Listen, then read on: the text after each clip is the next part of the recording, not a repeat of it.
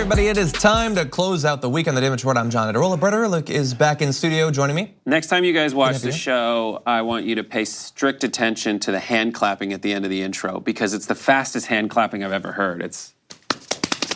I have not consciously ever heard that there's clapping there. It's good to but be hopefully here. there will be clapping at the end of this episode, because we're going to talk about a lot of important stuff. Through the course of this episode, we're going to be talking about healthcare, climate change, gun control, gerrymandering, Yemen, and Fox News. And stick around to the end, because we have a new study of how people differ on the policies based on whether they watch Fox News or don't, but also whether they're Republicans or not. And so you might not be too shocked to find out that Republicans who watch Fox News are different than other Republicans. But it turns out that Democrats who consume a lot of Fox News also very different on some important issues. So stick around, you're gonna wanna see that. That is certainly going to be something. Any other observations about the intro? Or? None, not at all. Okay, can I make an observation? You look very nice. I hate Look at him. People like this. We have forced him to be more professional. It looks like a young Ben Mankiewicz. If you're just listening to the podcast, you should watch this and see him. The hair's a mess. I would also add that I don't like that people are giving me compliments for this ridiculous t-shirt blazer combo. Well, no one made you wear the t-shirt. You could put on a shirt. It's a soft t-shirt. Do you own collared shirts? Wear them. I do, but like wear a tie. I love wearing a tee. Love wearing myself a crew neck tee, like a mercantile distress tee. But I leave this Jackie. I call it. It's a short for jacket. I leave this Jackie at work. You do. And I just toss it on my shoulders. Okay. Which is short for shoulders. I don't think that this is a profitable route that we're traveling down right now. I was so willing to get right into the show. And you were like, do you have any more observations about I just wanted to give you an opportunity, and trust me, I'm regretting it. Okay, so with that, why don't we talk about some news?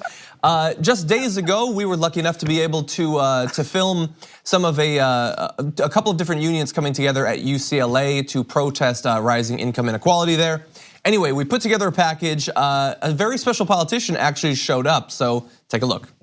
This is John Ederola for the Damage Report, and we are at UCLA where a strike is going on. The university's Professional and Technical Employees Union, as well as a few other supporting unions, are fighting to stop what they say is rising income inequality inside of the UC system. They've been fighting on this for a couple of years with little progress so far, but today they've got a secret weapon. It's Senator Bernie Sanders. Because I believe from the bottom of my heart that if we're going to create an economy that works for all of us and not just the 1%, we're going to have to grow the union work movement, and workers are going to have to stand up and fight back. Thank you very much. What is the strike about? What are you hoping to achieve? Well, mostly we're trying to just get a fair contract cost of living increase that can sustain people living in Los Angeles. It's been over almost 2 years that we've been out of contract. Well, they're trying to privatize a lot of the work around the UC, so that way they can get away from having to pay minimum wage and to keep from having to pay benefits to a lot of the workers. People don't want to take scraps anymore. Essentially, the university does not want to invest more resources into the people who perform the basic labor that makes this university what it is. All of us here at UC can learn from moments like this and protests like this and think about how we want to lead moving forward, how we want to represent an example of how to treat workers. I think that we might be getting their attention now, yes. 45% of our new hires this year alone are unbenefited and casual. UC is trying to make us the Walmart of higher education. I would not be able to sit in that classroom without UPTE workers, without the ASME workers. This institution would not be here without us. We are going to shut it down. We are going to stand with you to demand a livable wage. Will not be Amazon, will not be Walmart. That's why we're striking right here and right now. You know, I wish that I could tell you this afternoon that what's going on at the University of California is kind of unique, that this is the only institution in America where an employer is not sitting down and negotiating in good faith with its union. I wish I could tell you that the University of California is the only employer in America not paying its workers a living wage. I wish I could tell you that here at the university, it is unique that the entity is trying to privatize and outsource jobs. But if I told you that, it simply would not be true, because what we are seeing all across this country is a war being waged against the working people of America. What does it mean for Bernie Sanders to support your strike? Well, it's huge for us, and having Bernie here to help push our message and bring a lot of people out is just going to bring more attention to our union and our strike and our cause. Well, his platform synchronizes with what's happening here. Never in my entire life been around or been connected to anybody at that level of political visibility who actually is down with the people. I really hope that Bernie being here today and talking about this today gets the other candidates to talk more about workers' rights. You know, they're not asking for a lot. They're just asking to be able to take care of themselves. There's a question of, are politicians authentic anymore, right? Including especially the Democrats. But here's a guy who's actually coming here and doing it and building it with people. And I think that just means a lot for all of us. Now, the University of California is one of the great university systems in the world. The University of California must not be a corporate type employer. So we just got done talking to a number of representatives of the different unions that were arrayed here, as well as listening to their speakers, including Bernie Sanders. And two things were very clear to me. One, the idea that unions have been neutered by this administration and a multi-decade-long campaign to strip them of their power is not true. They are strong, getting stronger, and fighting back. And also, Bernie Sanders is already demonstrating his pro-worker credentials. Other candidates, there are so many running this primary, are going to need to do that. Their rhetoric is not going to be enough. If they want to claim the mantle of being the pro-worker candidate, they need to be out here, the same as Bernie Sanders, actually on the picket line, supporting the unions that are fighting to get what they deserve. It was a really invigorating experience covering it. Hopefully we'll see more strikes like this in the future. And I wish that I could name names. I can't because they wouldn't. But the unions, I spoke to the presidency's unions. They said that they had reached out to other candidates as well, but only Bernie showed up. Interesting, John. I don't know want to which say that candidates. was a really great package. Thank you. Alex did a great job editing it, and we had a great team together. Asher, they're all out there. Yep, with you. and Craig as well, putting them together. Who cares about Craig? Yeah, he's pretty cool though. So anyway, it was great to be around all these people. You had a lot of people that worked for the unions that were there. They've been engaged in this fight for literally years, and thankfully someone like Bernie Sanders showed up so that there were news vans, like people were actually covering it, and they've said that they have not been able to get that sort of attention in past instances. But you had a lot of students as well, some there because, as you saw one student talking about, because of how much they care about what is happening to their teachers, the employees at the university, but others because they were excited to see Bernie Sanders. And I know it's only been 2 days since you went, but is there any indication that this will create any progress, some tangible change? I haven't heard anything just yet, but we'll see. As I said, it's something that's been ongoing for some time. Copy. Well done. Anyway, let's move on to a related topic. Bernie Sanders recently was talking about how our healthcare system, how much we have to pay into it versus other major countries, as he likes to say. There's gigantic inequalities there. And the way he pointed out was through giving birth. And he said in the United States, it costs on average $12,000 to have a baby. In Finland, it costs $60. We've got to end the disgrace of our profit-driven healthcare system and pass Medicare for all. And so you might see that and think, oh, that's a very standard sort of Bernie Sanders thing, pointing out the ridiculous, like why would it cost so much more here than in Finland? Seems totally reasonable. To reasonable people, maybe, but not everybody is reasonable. So Nikki Haley, formerly of the Trump administration, she responded by saying, all right, Bernie Sanders, you're not the woman having the baby, so I wouldn't be out there talking about skimping on a woman when it comes to childbirth. Trust me. Nice try, though. Okay, keep that up. You're not the woman having the baby, so stay out of it, essentially, is an argument from a pro-lifer saying, you're not the woman having the baby, stay away from this issue. That is very frustrating to hear. And then the idea that you're skimping in other countries by just having a lower cost for healthcare, that, as you'll probably prove, is completely ridiculous. Yeah, what does she think she's saying? And obviously it was ratioed and all that, because did she not carefully read what he said? We're not saying we want to skimp. We're saying there is no justifiable explanation based in the care received that it should cost many times more, as was pointed out. But also understand, I don't know if you looked at the timestamps on those tweets, it's bizarre to miss his point by itself. It's even more bizarre to quote retweet a 2-week-old tweet to misunderstand his point. That was a weeks old thing that she was dredging back up to get so wrong, which is very bizarre. Yeah. So let's talk about the facts. I know that she's probably not that interested, but we're gonna jump ahead a little bit. According to the CIA fact book, the maternal mortality rate in the USA is nearly 5 times higher than Finland. In other words, USA much more expensive system, which is much more likely to kill mothers while they're giving birth. So, what he's talking about. If anybody is skimping, perhaps it's us, because the results, literally, it's not just like, oh, did I have a fun experience? It's the difference between life and death for many of these people. She also she's trying to imply that the people in Finland are not happy with their health care.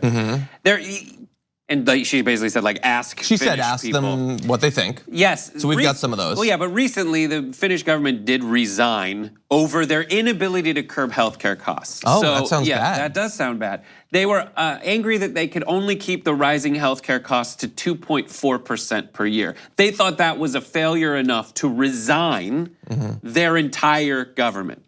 In America, on average, over the last 2 years, we have over a 5% increase in healthcare costs, which is twice that number. Trump should double resign. He should double resign. Yeah. It's just very frustrating. It costs less per person to have health care in Finland than it does here, and the care is better. Yeah, important. I would say in a birth, there's 2 important things that need to happen. 1, the baby needs to come out and survive, and 2, the mother needs to survive. And we're failing on one of those at the very least. So bear that in mind. Also, she said to ask people from Finland. Some of them did respond. Amelia says, it's awesome, thanks for asking, expecting my 3rd child and once again enjoying free prenatal care. Looking forward to giving birth. I can get a natural birth in a tub, epidural, C-section, or anything else for the same 30 to 60 their currency. Squiggle money. Their currency. I think I know what it is, but I don't want to guess. I have not spent much time in Finland, I'm going to be honest. I've spent more time in Sweden and Norway. Let's see, another Finnish individual said, our daughter was born 2 months prematurely, spent 3 weeks in intensive care, and my wife was hospitalized for 2 weeks. Cost something like a couple of €100. They might well be on the euro. I feel sorry for all the, no, I don't think they are. I feel sorry for all the not rich people in the US, so we appreciate that, thank you. We're trying to catch up to you guys. And Sorry says, my heart surgery in Finland cost 60. When my son was born, I had to be in the hospital for 3 weeks. It didn't cost me anything. Because of my high-risk pregnancy, I was checked by a doctor once a week for free. So look, and here's the thing. I can understand why Nikki Haley would not actually know what's going on in any country outside of the US if she had just been a former governor, but she was actually a representative of the UN. She should know a little bit about what's going on, especially in Europe, since she spent so much time there. Correct. Anyway, thank you, Bernie Sanders, for your advocacy, actually wanting to really help American mothers and those giving birth, rather than just some snarky tweets that don't actually get to the heart of what the problems really are for these people. Anyway, we are going to take a short break. When we come back, climate change. Has the media been doing a better job of covering it? We're going to break that down with the help of Media Matters. We need to talk about a relatively new show called the Republic, or UNFTR. As a Young Turks fan, you already know that the government, the media, and corporations are constantly peddling lies that serve the interests of the rich and powerful. But now there's a podcast dedicated to unraveling those lies, debunking the conventional wisdom. In each episode of the Republic, or UNFTR, the host delves into a different historical episode or topic that's generally misunderstood or purposely obfuscated by the so-called powers that be. Featuring in-depth research, razor-sharp commentary, and just the right amount of vulgarity, the UNFTR podcast takes a sledgehammer to what you thought you knew about some of the nation's most sacred historical cows. But don't just take my word for it. The New York Times described UNFTR as consistently compelling and educational, aiming to challenge conventional wisdom and upend the historical narratives that were taught in school. For as the great philosopher Yoda once put it, you must unlearn what you have learned. And that's true whether you're in Jedi training or you're uprooting and exposing all the propaganda and disinformation you've been fed over the course of your lifetime. So search for UNFTR in your podcast app today and get ready to get informed, angered, and entertained all at the same time.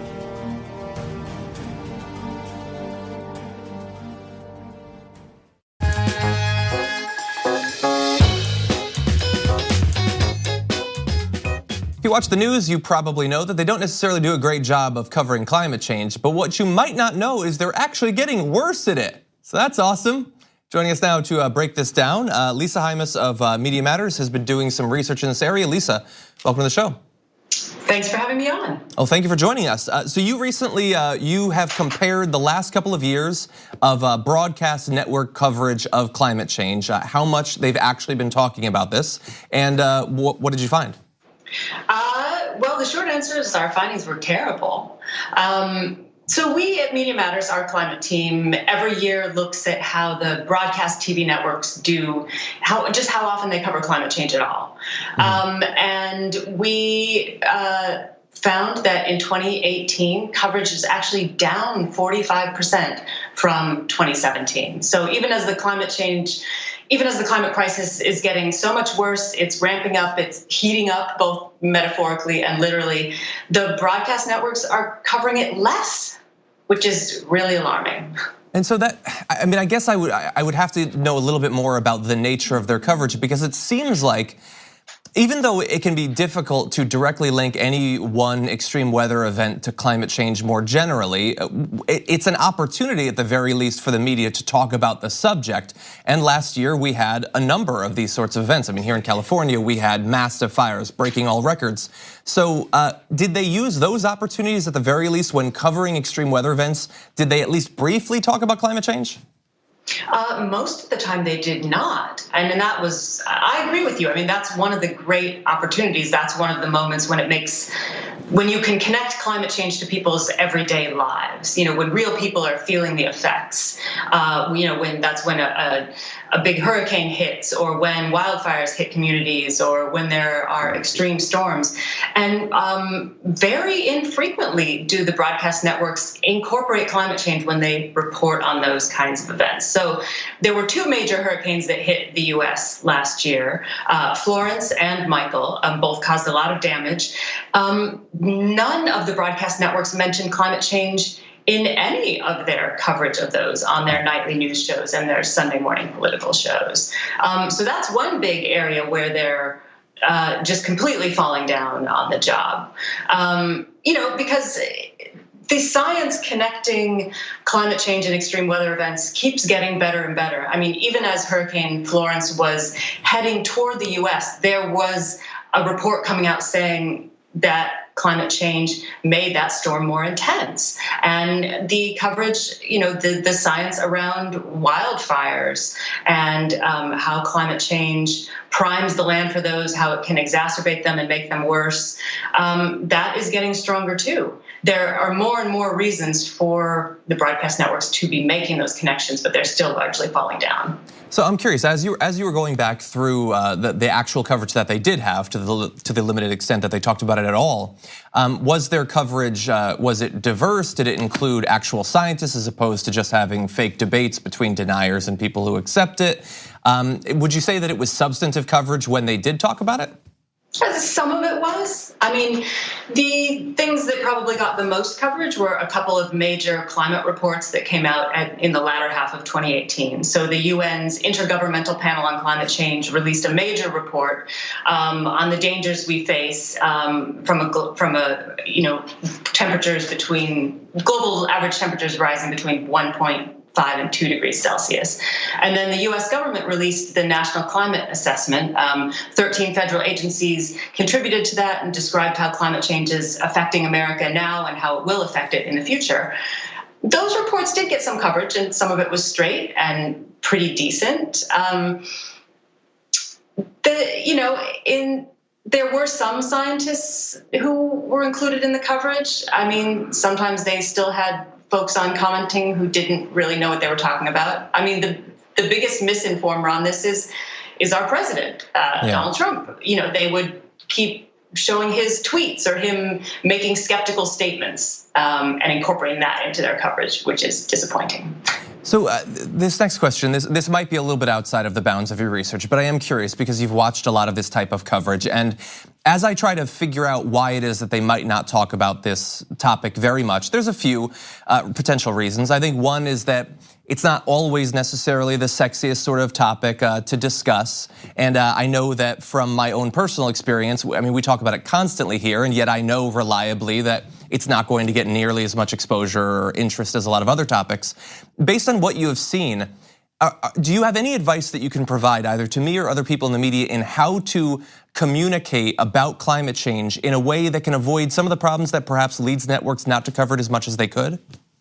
I mean, I think one suggestion is just to incorporate climate change into a lot of different kinds of coverage.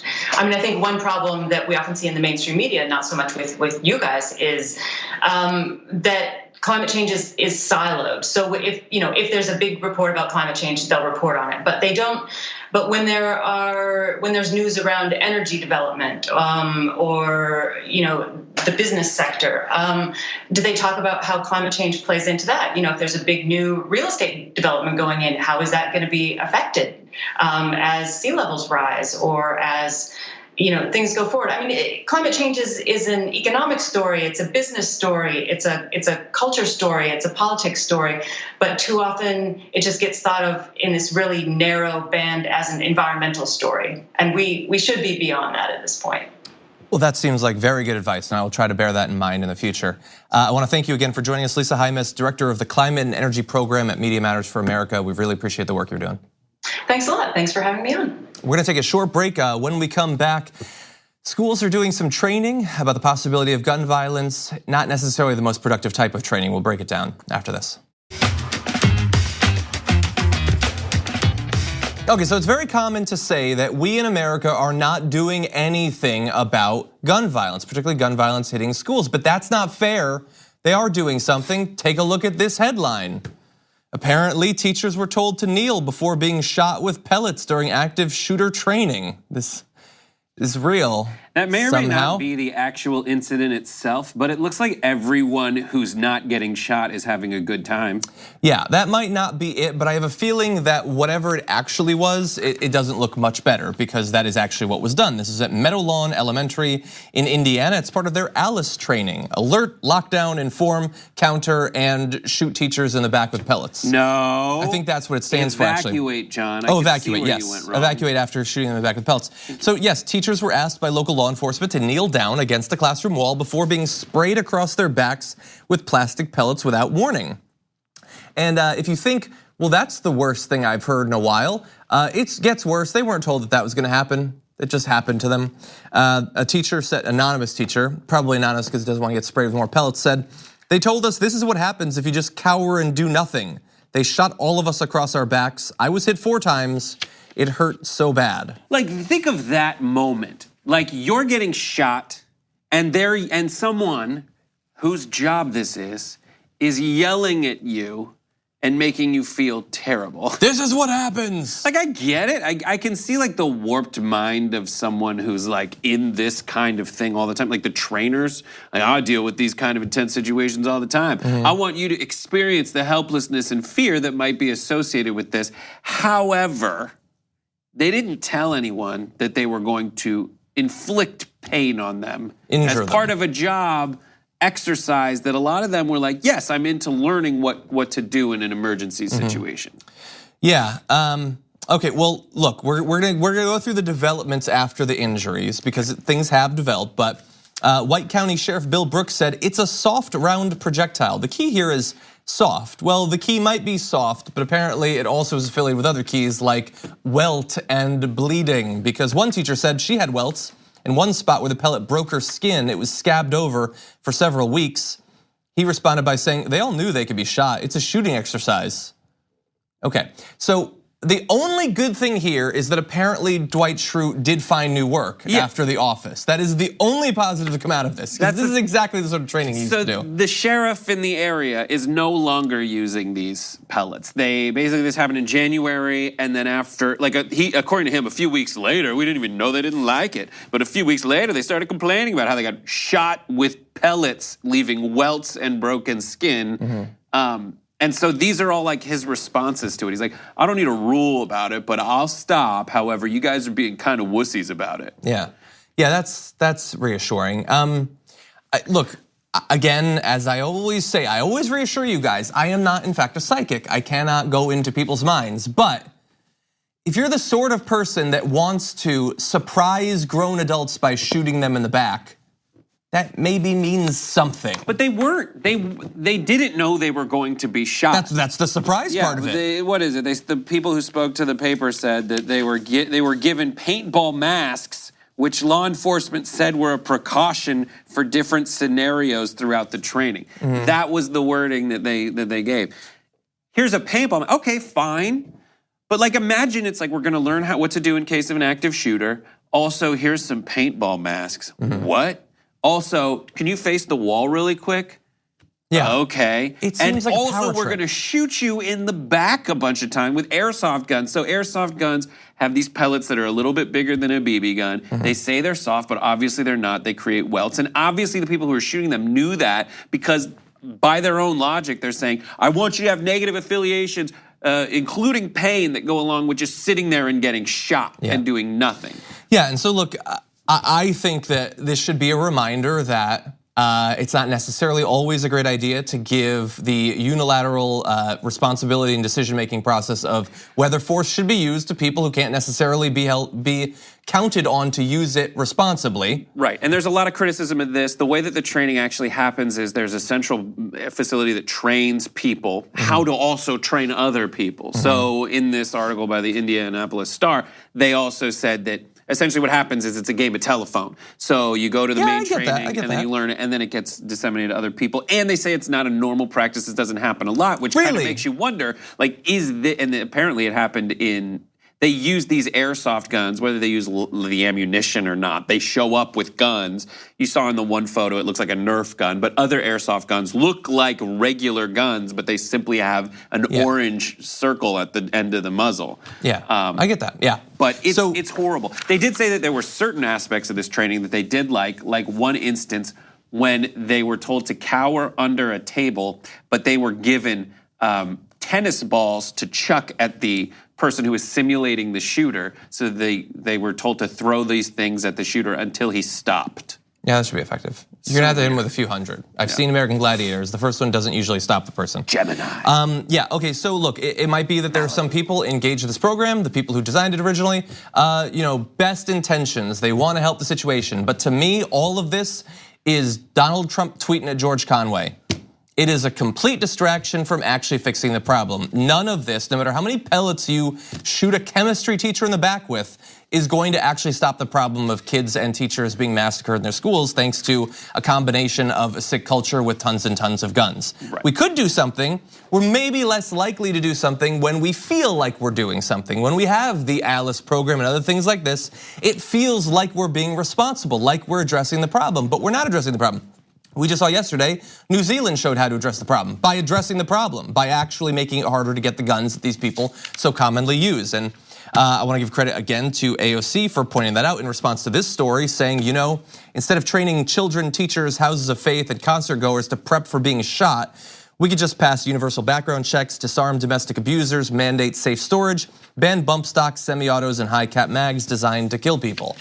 Now, that wouldn't necessarily stop all of these, but it certainly would make it less likely. And that is something that cannot necessarily be said for shooting people with airsoft bullets. True. Okay, let's move on just briefly. The AP conducted an analysis that really won't come as a shock, I suppose, but we know that gerrymandering is out of control in this country. We just had midterm elections, so how important was gerrymandering for Republicans? Now, they lost control of the House, but is it actually a little bit better than it could have been? The AP's analysis indicates that Republicans won about 16 more US House seats than they would have been expected based on their average share of the vote in congressional districts across the country. In state House elections, Republicans' structural advantage might have helped them hold on to as many as 7 chambers that otherwise could have flipped to Democrats. So in any one of these cases, we can't say for sure that their analysis is 100% accurate, but we do know that the results, the wave that we had, could have been even wavier if it had not been for gerrymandering and other structural advantages that Republicans have baked into the system over the past decade. Right, and this happens at the federal, like for the US Congress, for state Congresses, basically whoever is in charge in the years after a census comes through, and the census is what they use to kind of redraw maps, that group redraws the districts, and that's always in their own favor. For example, Pennsylvania Michigan and North Carolina in the last election voted more for Democrats than they did for Republicans, but the Republicans were able to get a majority in those state houses. Yeah. So Pennsylvania, 54% of Democrats, Democrats got 54% of the vote, but 45% of the seats. Yeah. In Michigan, they got 53% of the vote, 47% of the seats. And then in North Carolina, they got 51% of the vote and 45% of the seats. It's just so frustrating. And that's one of those stats that you look at and you just, this doesn't seem fair. It happens in these states for Republicans. It's happened in Massachusetts for Democrats. It's just something that doesn't seem intuitive or fair, much like the Electoral College. And it's something that people assume is baked into America as we define it, but does it have to be? It doesn't have to be, yeah. And I mean, look, some Republicans will say, well, if the Democrats take over, they'll just do the same thing. Well, historically, they don't necessarily, not as often and not as terribly, but awesome, okay? Let's have the Democrats not be in charge of it either. There are other options. And in terms of making the vote more reflective of what the people actually want, I'm gonna jump ahead briefly. In Pennsylvania, the Supreme Court there redrew the congressional map for the 2018 elections after striking down the previous Republican-drawn version as an unconstitutional partisan gerrymander. The Republican tilt there was cut by more than half between 2016 to 2018 as a result of that, as the state's congressional delegation went from a 13-5 GOP majority to an even split of 9 seats each for Republicans and Democrats, although, as Brett pointed out, the Democrats got the majority of the vote there. They theoretically should have had a 10-8 split there, but at least it's a little bit more in line with what the people actually want. So this is a gigantic problem. It is in a number of states, but it is a problem that can be dealt with. If you elect the right people at the lower levels, they will be there to make sure that we don't get these completely unjust allocations of power at the higher levels. Okay, we're gonna take a short break. We come back and update on the situation in Yemen, the conflict there after this.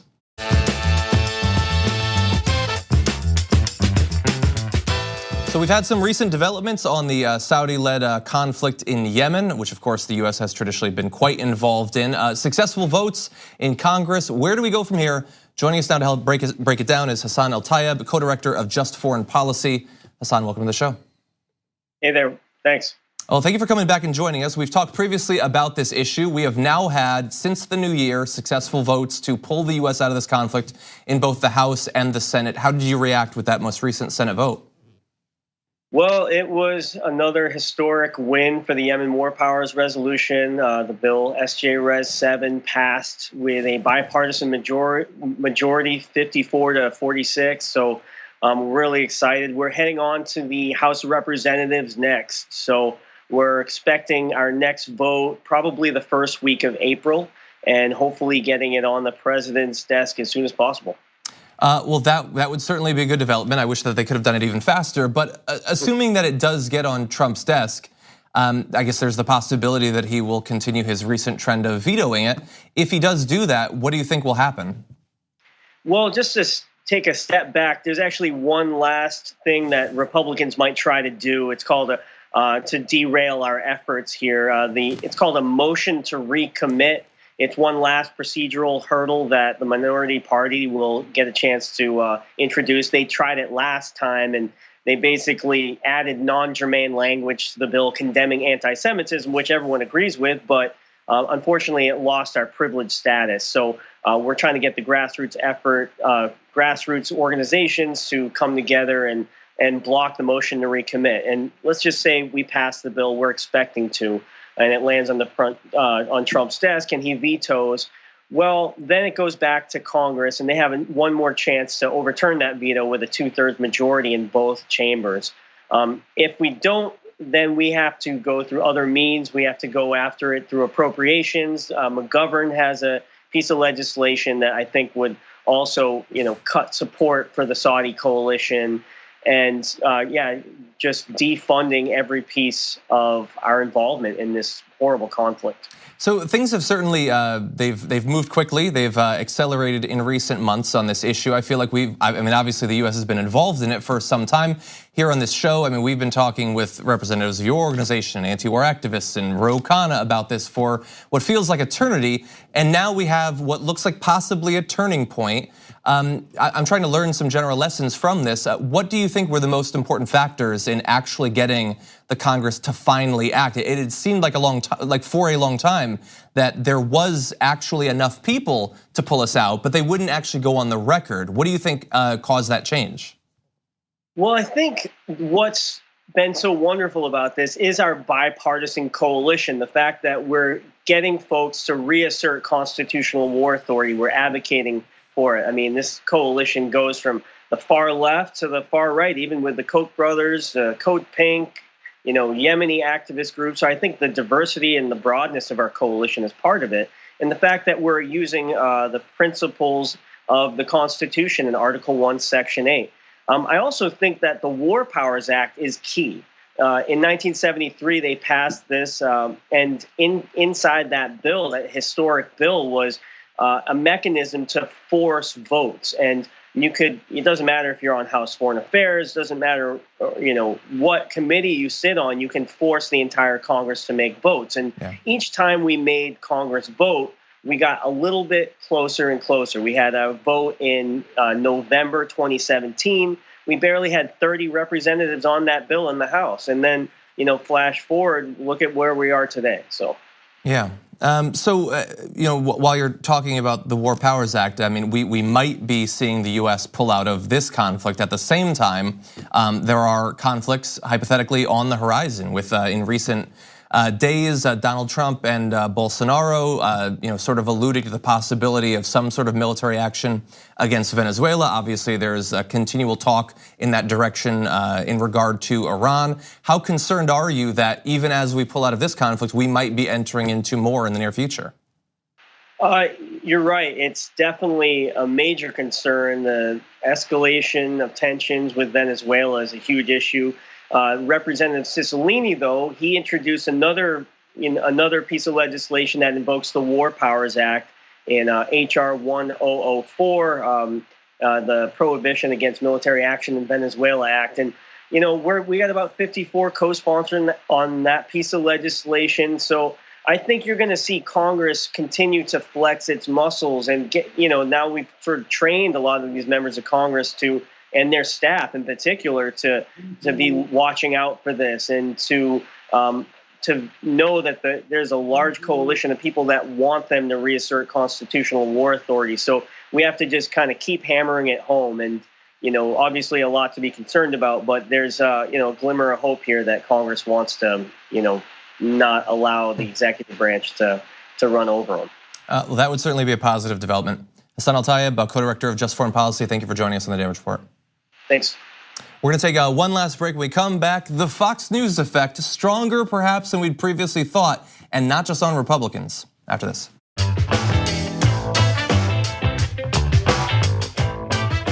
Okay, look, I've done what I can to warn people away from even accidentally being exposed to the toxin that is Fox News, but even I didn't understand how generalized its negative impact can be on different sorts of people. But Navigator Research looked into it, and they looked at how people who watch Fox News or don't, those who are Republicans or not, respond to different questions, and they found some really interesting stuff. So overall, hold on, you'll get a chance, Brett Erlich. Sorry, I put my hand in frame. My bad. Overall, look, 12% of GOP Fox viewers believe climate change is mostly caused by humans, compared to 62% of all other Americans. Jesus, I mean, if you found out that your media outlet was that wrong, that should be something. But let's go through some more. 77% of GOP Fox viewers are very concerned about the Democratic Party moving in too socialist a direction, compared to just 20% of all others, a 57-point difference. 89% of GOP Fox viewers express support for the Republican tax law, compared to just 22% of all others, that's a 67-point difference. 20% support the special counsel investigation into Russian interference in the 2016 presidential election, compared to 67% of all others, showing again what the hard work of Sean Hannity over the course of the past few years has been able to accomplish. 78% believe that the Trump administration has accomplished more than any other administration in history, compared to just 17% of all others. That is a 61-point difference. And all of that is gigantic. Republicans who watch Fox News are like nothing like other people in society. So, but there's another layer before we get to the other layer though, overall, so does this matter at all? Or are you surprised at all? It sounds great. I mean, it doesn't sound great to me. No, this is what I mean. It sounds great to have some way of having you insulated from reality and other people based on your simple preference of what to watch. Like, I watch Game of Thrones to escape, and I do that for however many hours Game of Thrones lasts. But these people have 24 hours a day to watch their equivalent of Game of Thrones, which allows them to disappear into this other world forever. Yeah. Forever. But do you believe that you having watched Game of Thrones has such a sharp, a 50 to 70 point difference on how you would answer the questions? I do believe in dragons. I do think that's it. Yeah, so that's here. Look, that's the overall thing. Look, what's interesting, and we're going to show you some examples, is that Republicans who watch Fox versus Republicans who don't watch Fox, there could be pretty big differences. So again, they're Republicans. It's just whether they watch Fox or not. They have huge disagreements on some of these issues. But it turns out that Democrats are not immune to it either. So let's go through an example to show you this. So, do you agree with the statement that President Trump was right to declare a national emergency in order to start building a border wall? So you're seeing some dots there. The dark blue, that is non-Republican, non-Fox viewers. So they're not Republicans and they don't watch Fox. Only 7% agree. On the far right, you see the red, 84% of Republican Fox viewers think that he was right. But it's really in the middle that's so interesting. So there is a 34% difference, 34-point difference between Republicans who watch or don't watch Fox News. So Fox's effect on Republicans is massive, but it also has an effect on non-Republicans. There's a 21-point gap in non-Republicans based on whether they watch Fox or not. So those are people who don't consider themselves to be Republicans. They're maybe independents, maybe libs, and they are affected by the rhetoric as well. Let's go to another example and you'll see the same thing. In 2 years, the Trump administration has accomplished more than almost any other administration in US history, which it should take a lot to answer affirmatively to that because it's a ridiculous thing to say.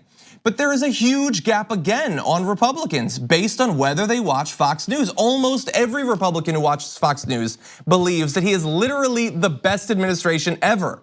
But amongst non-Republicans, there's a 12-point gap. You're 4 times as likely to answer affirmatively just if you're watching Fox News. And by the way, this is true on almost every one of the questions that they asked. So non-Republicans, if you watch Fox News, you're much more scared now about socialism in the Democratic Party than if you're a non-Republican who doesn't watch Fox News. I will say that the numbers you're saying are interesting in relation to general media coverage outside of Fox News, because you already showed statistics saying people that are concerned about whether any given party, the Democrats are becoming too socialist. I watch a lot of CNN, Fox News, and MSNBC. When I watch CNN, which is supposed to be the independent arbiter, even though only 22% of all other people are, I guess, what is the socialist one? I think it's somewhere around there. 20% of people, 1 in 5 people, is concerned that the Democrats are being socialist or too socialist. But every day, on every broadcast, it seems, from CNN, they ask that question. They have bought that framing. So they are painting the world in that way, regardless of how people actually feel about it. And this is just a concern question.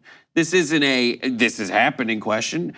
We are planting it in your head so that you can make a decision on it now. It's not asking what are your concerns about the Democratic Party. I mean, even when you frame it in terms of socialism, only 1 in 5 people say socialism. Yeah, I think you're right. I think, look, certainly on the issue that you're spotlighting, but probably on others, I mean, I would like to see this done for CNN and MSNBC as well. There might not be huge gaps in the effect they're having on topics like that. Like raising taxes on the wealthy. I think that regardless of which of the big 3 you watch, that's not spoken of in a favorable sense.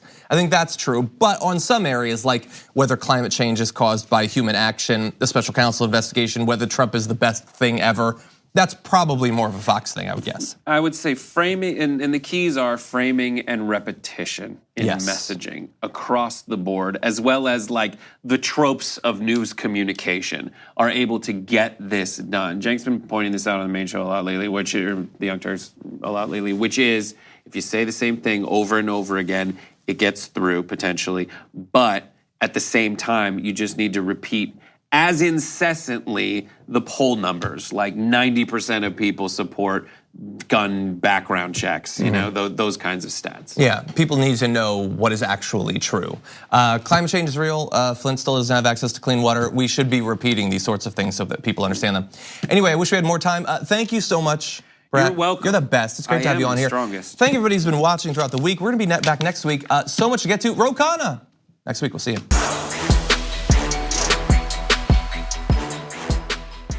Thanks for listening to the full episode of The Damage Report. Support our work, listen ad-free, access members-only bonus content, and more by subscribing to Apple Podcasts at apple.co/TYT. I'm your host, John Derola. I'll see you soon.